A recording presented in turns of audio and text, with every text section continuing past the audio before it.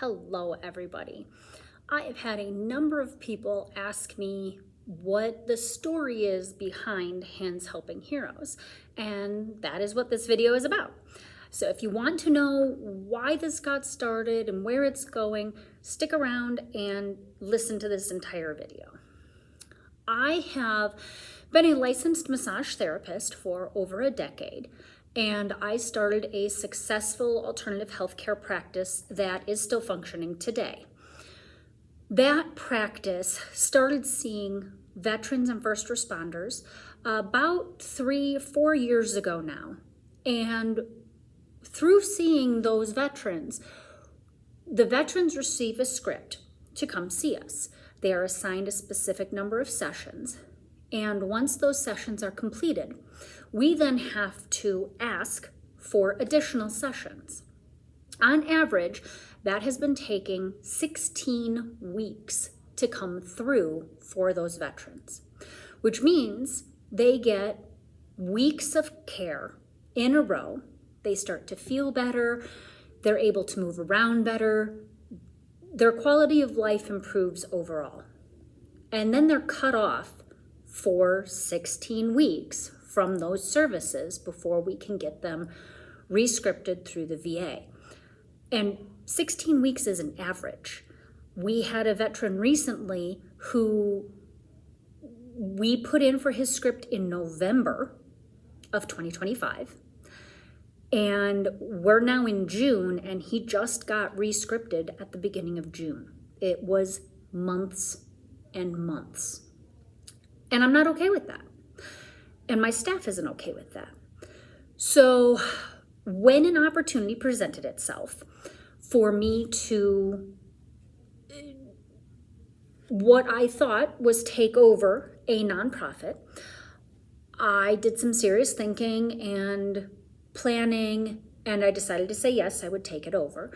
And the event that they had been doing for quite a number of years prior, which was fantastic. It gave me the drive to look at being able to help our heroes a little bit more effectively. In doing so, I got to completely start a new business, a nonprofit business, but it's set up like you have to take all the same exact steps as you do with a for-profit business, plus some extra ones for a nonprofit. I got that started in June of 2025.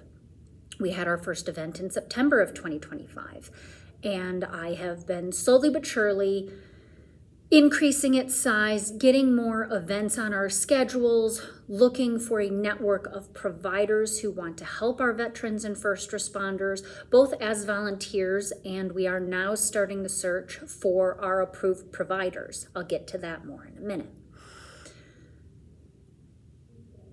Back to our veterans deserve better. 16 weeks on average is too long. Months and months is too long. And they lose all of the benefits, or most all of the benefits, that alternative healthcare providers were able to give them during that script. The point of Hands Helping Heroes, therefore, is to help reduce those out-of-pocket costs for our veterans and first responders so that they can continue to receive care, hopefully from the provider that they have already been seeing, while they are waiting for those new scripts. And the way we do that is providing a grant to the veteran or the first responder and to the small business that they are seeing and receiving their care at already.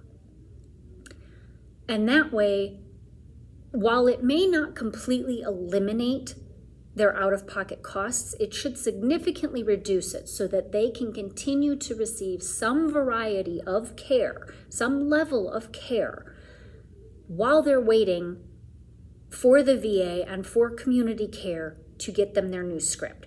So they're not having the massive ups and downs, feeling good and feeling better and being able to go and out and do and be, and then having all of those pain issues or problems return while they're waiting to get care again. So that's why we're here. So now we're a year in to this nonprofit. We are searching for our founding board members. Those board members will be responsible for things like helping us to raise funds, attending the events that we put on. But most importantly, the founding board members will be the individuals who are making the decisions as to who will receive these grants and how we can best serve our community. Founding board member is a one-time opportunity. There won't be another founding board moving forward once we get our initial set of 5. So if that's something that interests you, please reach out and let us know. The other thing that we are currently working on is getting this approved providers list started. I have just spoken to a lawyer recently, and we're starting to get that paperwork lined out so that we can make sure everything is squared away with the government, because we all know all the I's and all the T's must be taken care of with the government. But we will be looking for and collecting the people who are interested in being a preferred provider.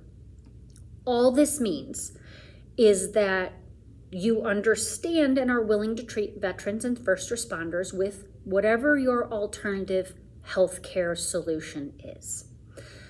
We're more than happy to work with acupuncturists, chiropractors, massage therapists, neurodivergent or neurotransmitted people, where they do the brain mapping and those kinds of fun things. We've got some of those people in our lists already, and we're thrilled about them. Trauma touch providers have been added to our list. So if as long as you are an alternative healthcare provider, we are not looking for medical doctors. We're not going to be providing grants for services that you can get down at the VA. We're looking for the providers that have something else to offer for our veterans and first responders. However, with that being said, mental health care is massive and a very big need for both our veterans and our first responders. And while it can be covered by insurance, we've also discovered in talking with people, particularly our first responders, that yes, insurance covers mental health care. However, their out-of-pocket costs average between $100 and $150 per session.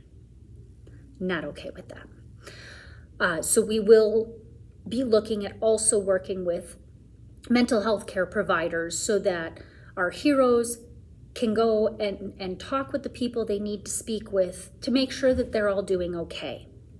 Because hopefully most everybody knows that not only our veterans who go to war and who go overseas for us, but also our first responders, our police officers, our firefighters, our EMTs, see some pretty gnarly things every day while they're at work.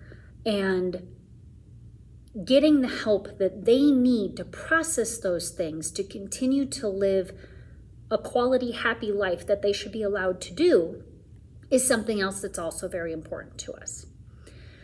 People ask me a lot, why am I doing this? Why do I care? As a alternative healthcare provider, helping people in general is something that I find important. My husband and his father are also both veterans. And so I can see firsthand some of the different things that they deal with quietly on a day-to-day basis. And they shouldn't have to be quiet about it. If they need help, they should be able to ask and they should be able to get that help, and they shouldn't have to wait weeks and months to do so. Plus, I and my business work with 250 plus veterans on an ongoing basis. And so I see at work every day how these veterans, how these veterans and these first responders are feeling, acting, and treat people when they come through our doors, and how that changes on the way out. And that's important to me, and that's important to my nonprofit staff and my business's staff who deal with these folks every single day. So it makes a big difference to us personally, not only how we're treated by these individuals when they come in, and we can see that they're in pain, we can tell that they don't feel good, and the massive changes we see after just a couple of sessions, not even the whole script, just a couple of sessions. They're happier, they're easier to talk to, they're not as unhappy or cranky every day. And those all have a big impact on those of us who work in the healthcare field every day and on a regular basis. Seeing those changes makes us happier. And seeing what happens when they have to stop their care also affects us, and not in a positive way. So that's kind of a big backstory. How to and why Hands Helping Heroes came about is I saw a need in my business for our heroes to get the care that they need consistently, and with people who want to work with them on a regular basis. And Hands Helping Heroes is filling that gap in their healthcare needs so that they're able to go forward and live the life they want to live happily and hopefully pain-free, or at least reduce pain, and not have to suffer because they did and gave what they gave, so you and I can do what we want to do without having to deal with the horrors that they see while they are giving back to this country. So, if you guys have any questions, by all means, please feel free to contact us through the website or through our email. I am always happy to answer questions for people on how they can help donate, how they can volunteer, how they can be board members.